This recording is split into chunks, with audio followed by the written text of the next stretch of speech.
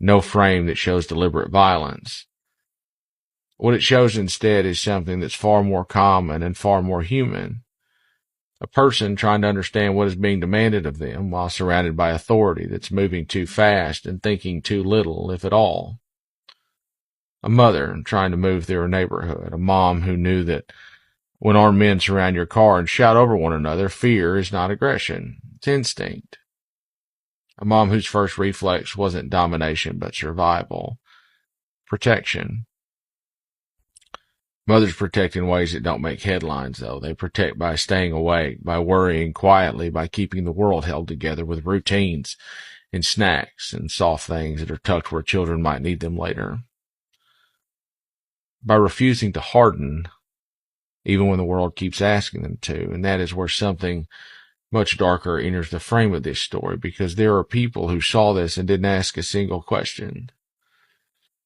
People who didn't pause at the crumbs, didn't notice the stuffed animals, didn't wonder about the children who would never again sit in that back seat. They heard the government speak first, and that was enough. Big Brother said self-defense, so they repeated it. They said terrorist and nodded along.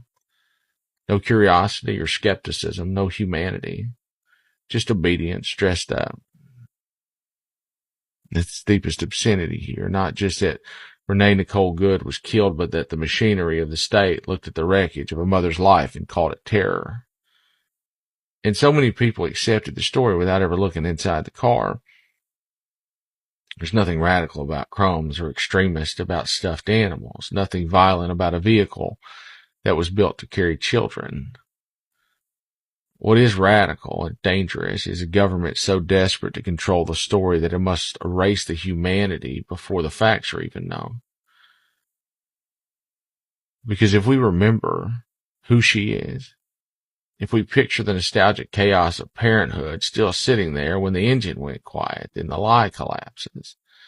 And what remains is not a terrorist, it's a mother.